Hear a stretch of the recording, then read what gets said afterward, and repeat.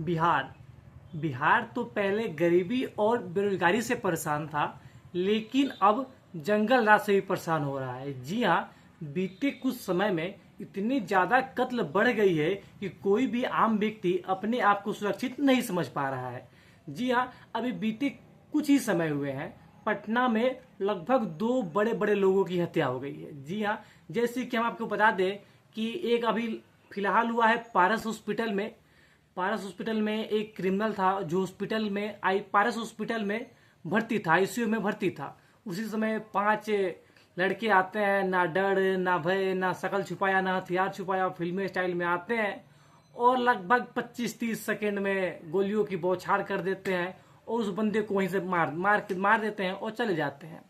और सोचने वाली बात यह है, ना आते समय कोई रोक रहा है, ना जाते समय कोई रोक रहा है। भाई कोई कहीं आ रहा है, किसी को मार रहा है और चले जा रहा है।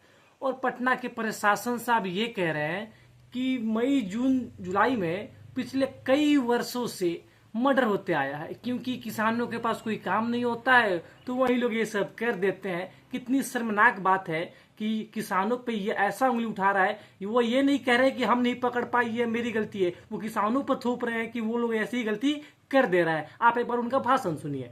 मई जून में ज्यादा मर्डर होते आई है वर्षों से। जब तक बरसात नहीं होती है ये सिलसिला जारी रहता है, क्योंकि ज्यादातर किसान को कोई काम नहीं रहता है।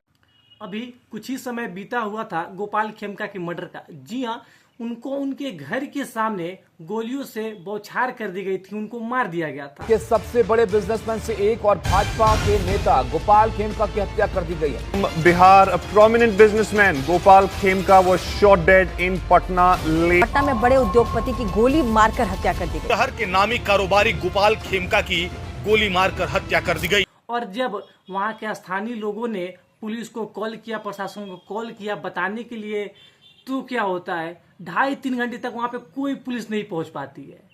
और जब पहुंची तो वहां के लोग भड़के और पुलिस से कुछ ऐसे बोला। 1.5 घंटा से किसी पटना में लोकल पुलिस को गांधी मैदान के सामने हत्या हो जाती है और 1.5 घंटा की पटना पुलिस क्या करती रहती है, हमको ये नहीं समझ में आता। हाँ, सारे गश्ती दल वालों का काम है रात को स्कूटर रोको, डिक्की दिखाओ, लाइसेंस दिखाओ, 6 बजे भाई साहब, जहाँ पे जो पुलिस सिक्योरिटी में भर्ती रह रहा है वो मर जा रहा है, कोई ज्यादा पैसा कमा रहा है तो अपने घर के बाहर मर जा रहा है। तो ना यहाँ पे बड़े लोग जब सुरक्षित नहीं है तो छोटे लोग को कौन पूछता है। जी हाँ, जिनके पास पैसा है उनकी तो सब सुनते हैं। जब उनके मर्डर पे कोई कुछ नहीं बोल रहा है तो आम जनता के मर्डर पे कौन बोलेगा? कोई इनके सपोर्ट में तो आएगा ही नहीं। फिर ये अपने आप को सुरक्षित कैसे समझेंगे?